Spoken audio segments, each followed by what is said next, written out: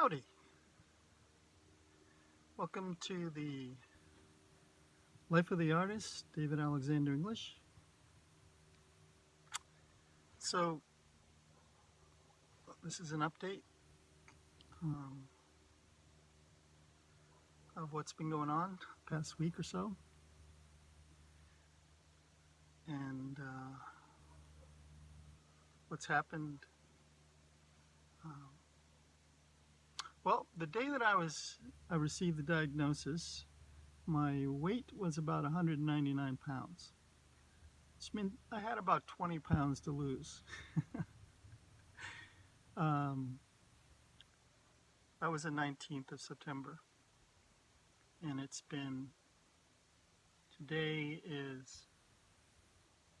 what is today? Today is the 5th of October. So that's about 15 days, 2 weeks. And immediately I entered into this crash course and diet and rest and recuperation and focusing on turning this whole thing around myself. And that entailed basically doing a lot of juices and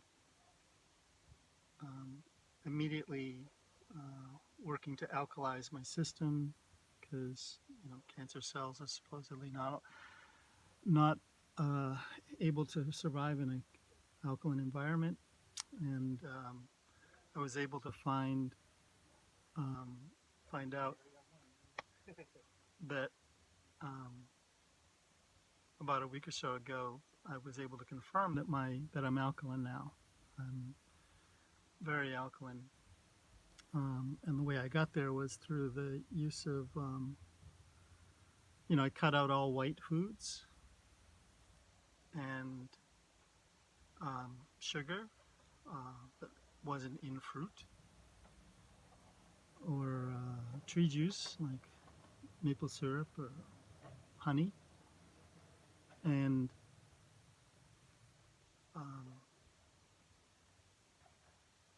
so now here it is 2 weeks later, and I weigh, as of this afternoon, 183.5 pounds. That's completely naked. So 199 with my clothes on, which was about 190. So without my clothes on. So I probably lost about 10 pounds through this crash diet and cleansing protocol. And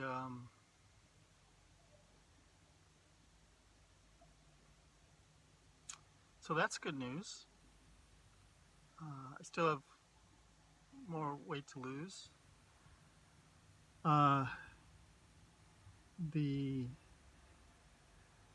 Where things were left with the doctors was they wanted to, they've scheduled a PET scan for October 17th to see if the cancer is spread anywhere else in the body. And a PET scan, in case you don't know, means that there's this really expensive radiation goop that they inject into you somehow. I'm not sure if you drink it or if they put it in a needle or something, and then you sit in something like an MRI machine, and they scan your whole body head to toe, and supposedly the cancer cells just show up real easy to see.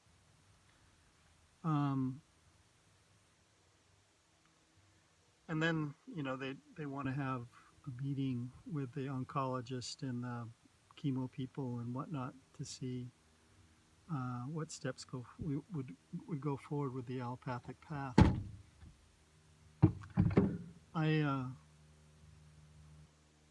At this stage, I'm not really feeling that that's the route that I'm going to go.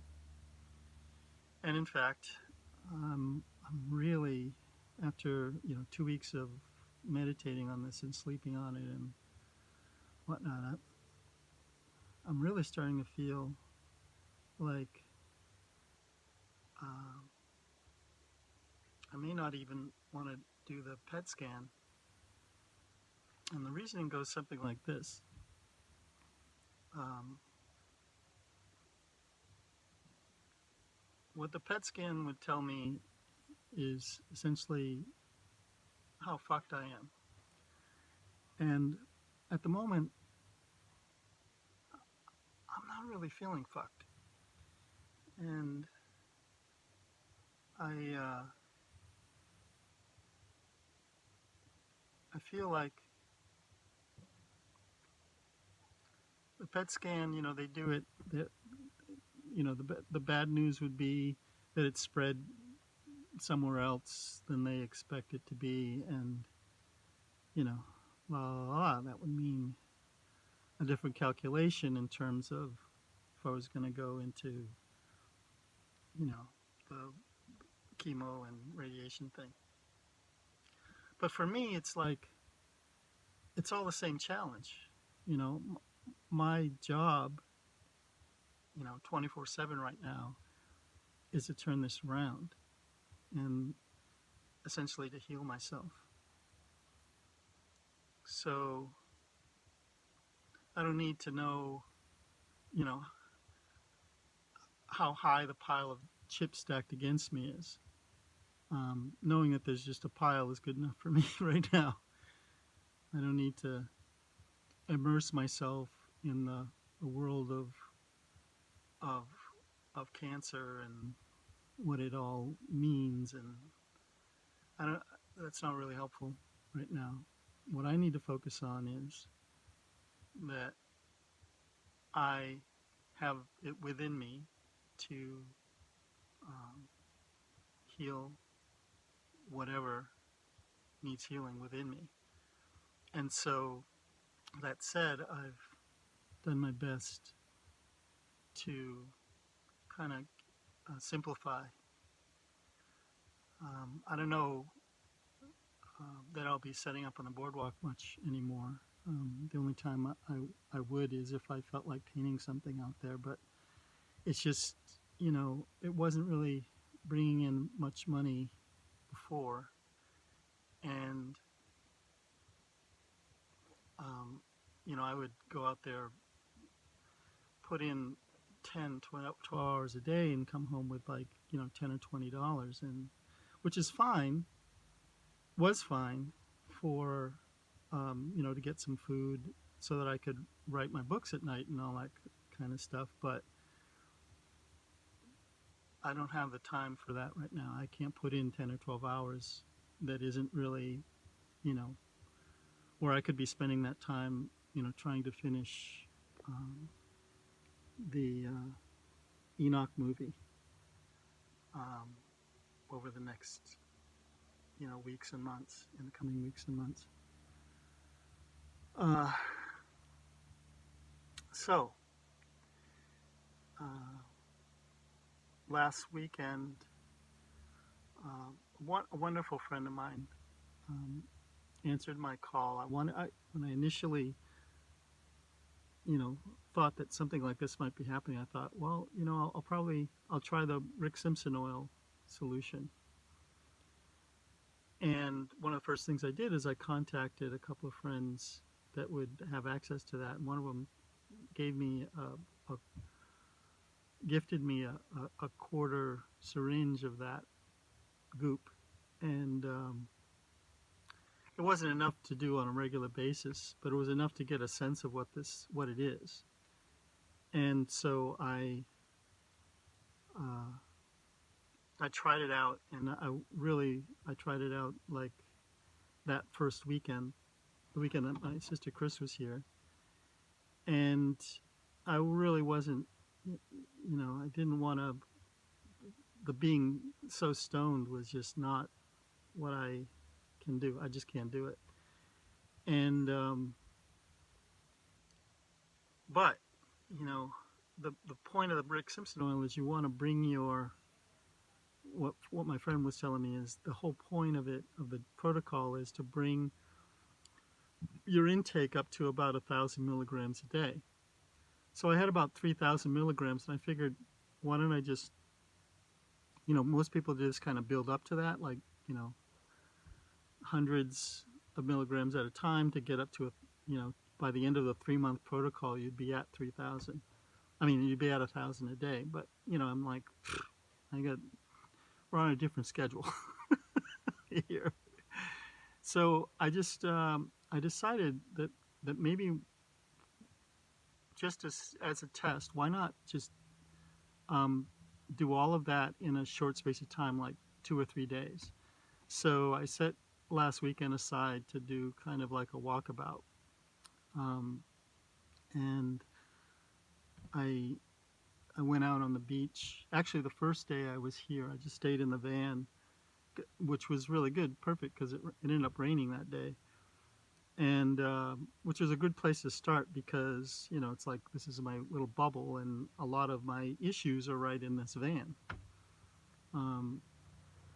And I was able to, spend time just focusing in. And so if you were trying to reach me last weekend or whatever, I actually, I had my stuff on, but I wasn't one of my rules that I set for the little test was to not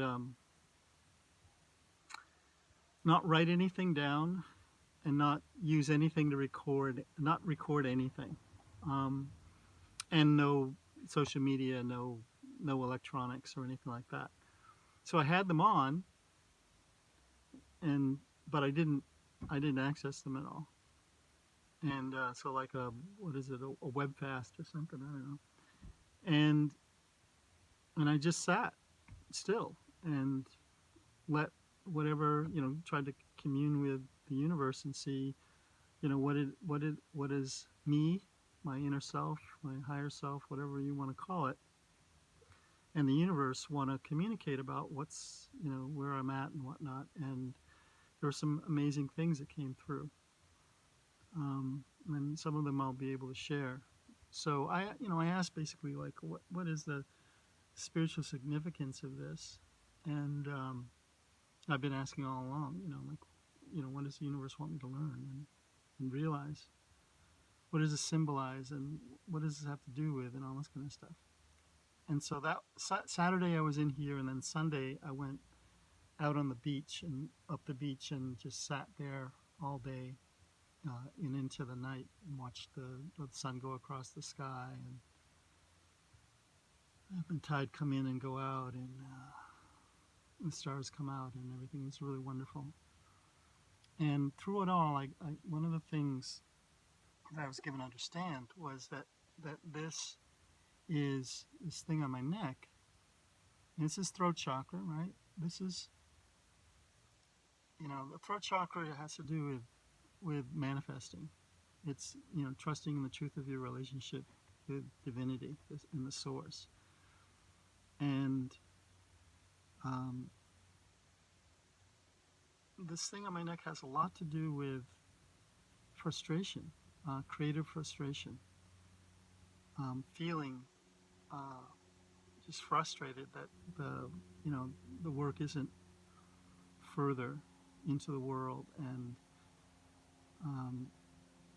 I've been living with those feelings for since my 20s, and that's a big part of what this is. And some of it may not all be mine. It's like so in a way, making my peace with this whole and what do you call it when you dismantle an energetic structure of thought forms and emotions and all that kind of stuff. That's what this is going forward, is attempting to take all of these structures apart. And the first step is to look right into them and not look away. So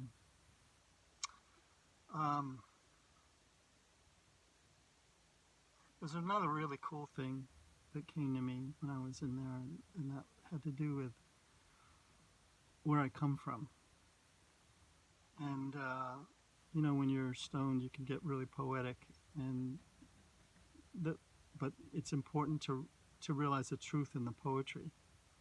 So one of the things that came, it came very poetically, was this sentence. It was like, I come from the land of the people of the thunder beings, the thunderbirds. I grew up in the land of the thunderbirds. And in that land, in that place,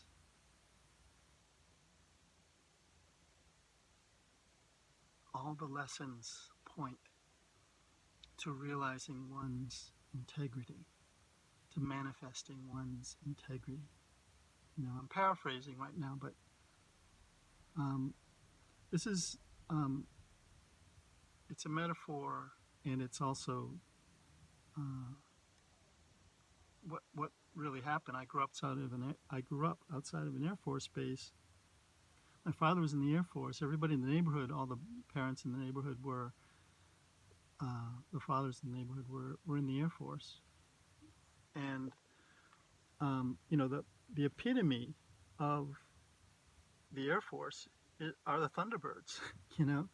And I grew up, every morning I heard engines warming up, you know, airplane engines warming up. And all day long we heard Thunderbirds screaming across the sky, you know, airplanes that sound like thunder. And, you know, anybody from East Falmouth knows what I'm talking about, you know. And I love that sound, you know. So where I was sitting on the beach last weekend is at there's an airstrip, the Santa Monica Airport is right behind, you know, is inland from there. And so this jet flew over, and I was like, the Thunderbirds, you know. And I realized that you know, how important, you know, what a symbol that is and has been in my life. You know, I mean, my folks, you know, they taught me about integrity, and that there was nothing more important than being a person of integrity and conducting oneself with integrity. And that's been kind of my guiding light, you know. And you know, to be the best version of myself, and all that kind of thing in all things. And I like to think that I've tried to live up to that. And you know, there are people that may not understand what that's all about. But you know, if you kind of really want to understand, like, my operating system, that's kind of like a core nugget, you know. It's one of the reasons why, you know, my dad was a hard ass, and you know, I learned how to be a hard ass, because, or what to other people seems like a hard ass, you know, to be disciplined. And which is kind of funny, you know. There are people that they look at me and they don't see a person of discipline. They see, they must see, you know, kind of a flighty hippie, airy fairy hippie type person. And I don't care. I don't really care. But I just wanted to share that nugget. So I think it's Monday. I've, you know, when you're in this situation, you find out who your friends are, and pretty quick, and who they're not. You know, like, I made a video and I sent it out to a group of people that I felt were my closest, the people I cared about the most and that I loved the most. And I made a mistake, and I thought I was sending it to individuals, and it created one of those friggin' Facebook group things, and I hate those things. And unfortunately, you know, somebody, this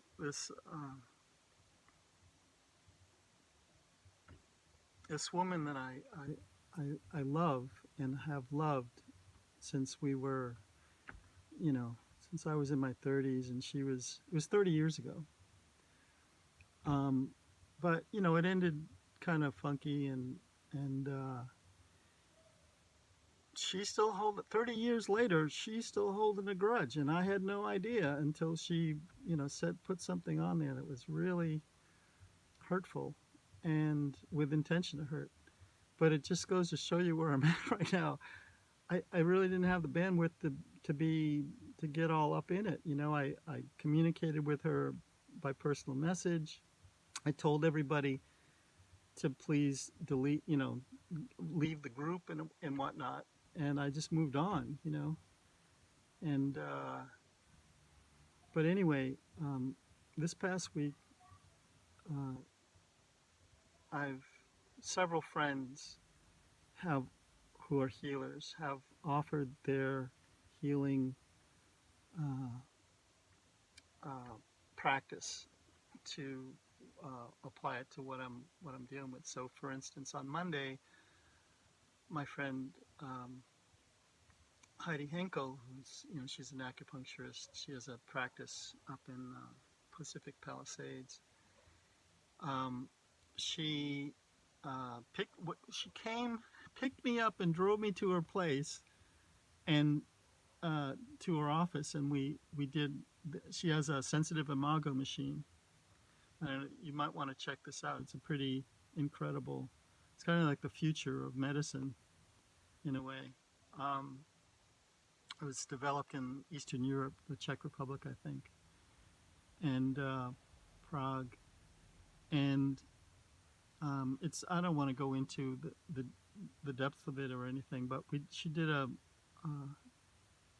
in-depth scan, and what she found was that while this thing that's going on with me, it shows up, it doesn't stand out, which means that it doesn't have a lot of energy behind it, and which is really good to know, and it affirms my own intuition that I have it within my capacity to turn this around. You know, so um, and I think it corroborates even the allopathic stuff, because they did a blood test, in August, and they looked at just about everything, everything from chlamydia to whatever, hepatitis and you know HIV. I don't have any of those things, which is really good to know. Um, but there are certain indicators that show cancer, and none of those markers showed up, and which I take from the sensitive imago scan is one of those things where it's like, um, once again, it's within my power to once again turn this around. Um, then on what day was it? Yeah, my friend John Riley. you know, I've been trying to get him to come to the beach, but he was like, "Come to my office. I've got one of my technologies set up for you." And we took us a couple of days to coordinate, and my intuition and all of this is I'm just following my intuition, and the intuition says eat this, don't eat that. If somebody says, "Do you want to eat this? Do you want to go to dinner? Or you want to have?" I'm like, no. I check in, and it's automatic. It says do this and don't do that. Um, so uh, like there are days when I go through. I've gone through where I was just doing all these cleansing and juicing things. Celery juice. Tried celery juice for a while. That was really good. Um, and and then I I've realized I hadn't actually eaten anything. That's uh, so that's why I'm losing weight. Um, and so I went over to John's place, and he set me up with he invented this thing called the live stream generator, and it's another one of those things. It's kind of like the future of science, technology, and medicine, and healing, and just well-being. Uh, I I'm not even going to try to explain what that is, um, but he made it. Uh, he did a session with me and showed me how to use his technology and everything, and then he did a hands-on thing, and made some recommendations that I followed through on, and basically said you're welcome to come anytime and do a session yourself. And so then yesterday, another friend of a friend actually, put me on a biofeedback machine and gifted me these stem cell patches. And so I'm once again I check in and I ask the universe, what should I do? What am I doing? Um, is this of integrity? Is this going to help, or should I move in this direction or whatever? And so I try to checking it all out, and so there's that. Um,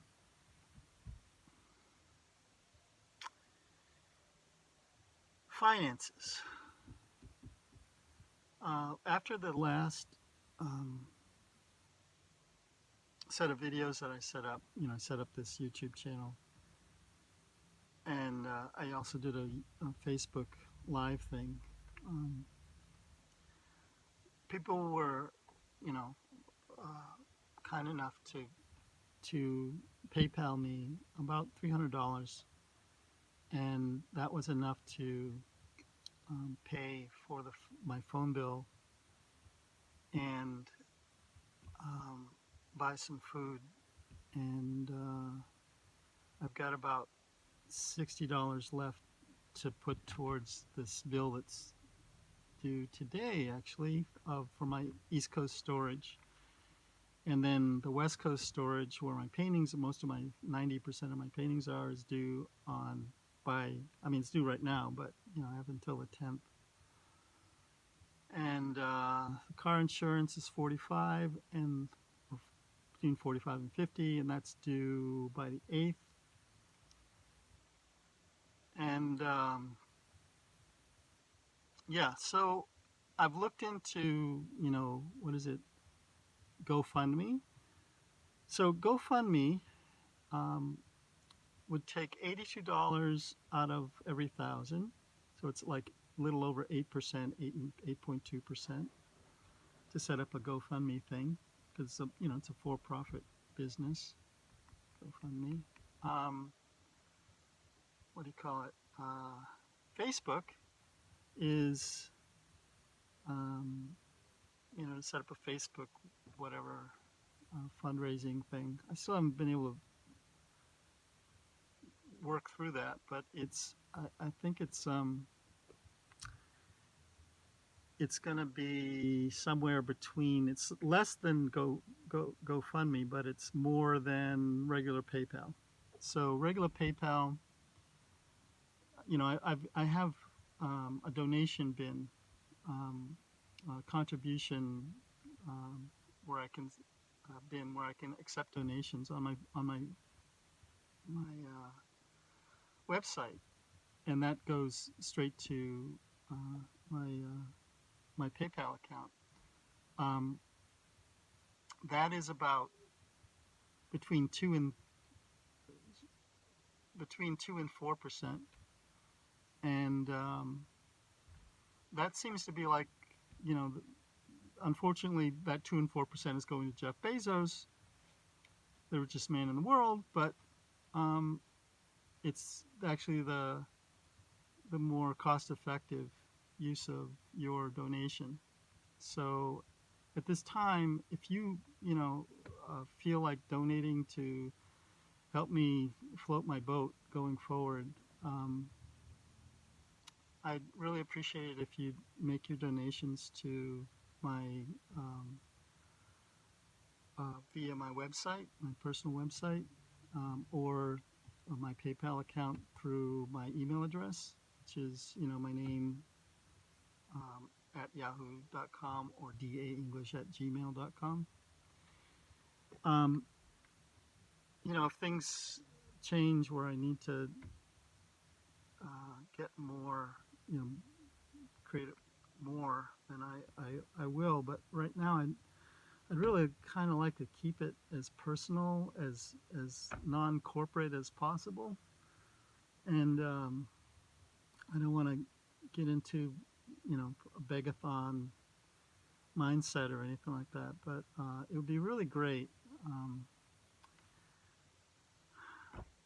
if I could, know that at least over the next couple of months I've got my bills paid, so that I don't have to worry about trying to raise money on the boardwalk, and I can put my time and energy into finishing the projects that I had started before I found out that this whole thing was happening.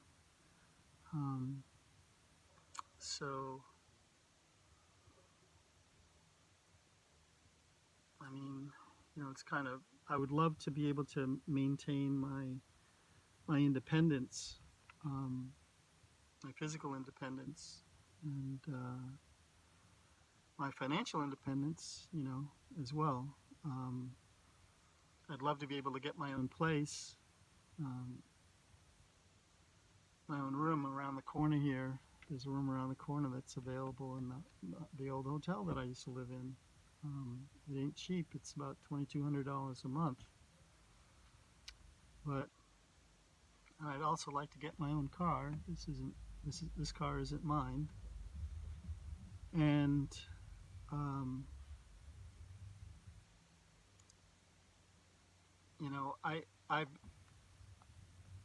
I've managed to reach 62 years old by being self-supporting and as much as anybody can be. I've never taken public assistance, except one time in Memphis, Tennessee. I got a food stamps for a minute, and driving cross country. But other than that, I've never had food stamps. I've never had Social Security, drawn Social Security or anything like that. This week I'm going to look into what my options are as far as emergency or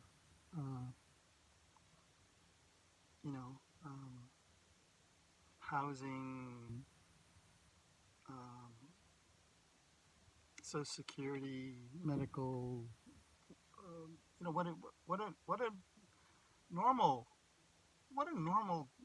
cancer patients do when they're officially homeless, and what do you do? So if it comes to me doing what do you call that, the radiation and chemo, I can't live in here anymore. I won't be able to carry on like this. I'll have to move into something. And so it'd be really great if either somebody bought a major piece of art for several $1,000s that would tide me over for the next couple of months, or if people donated enough money to cover my bills for the next whatever, which sounds like a ludicrous thing, asking people to cover your bills for you. But, here we are.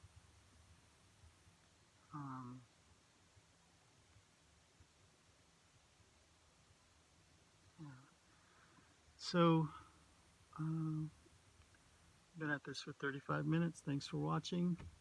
I'll try to keep you posted. And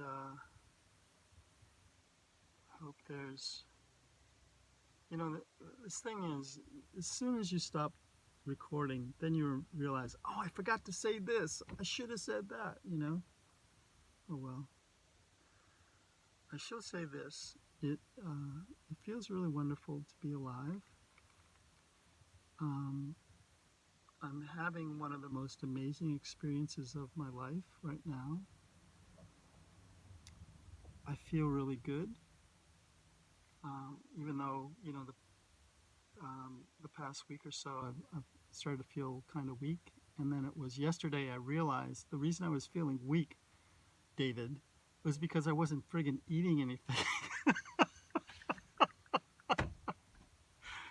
And following my intuition, I was like, I need something substantial. So I made something substantial last night and ate it, and immediately felt myself again. So got to balance these things out. But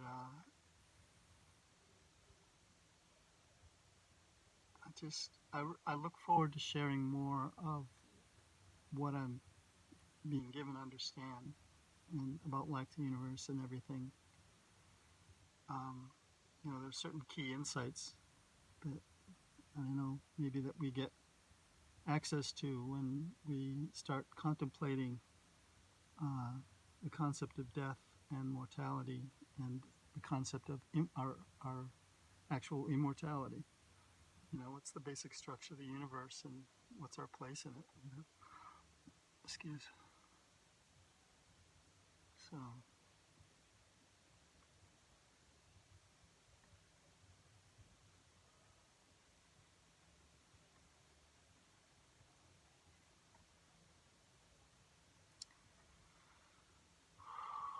thank you.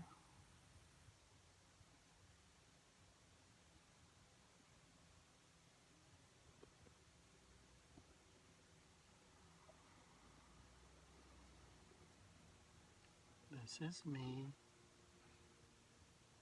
loving you.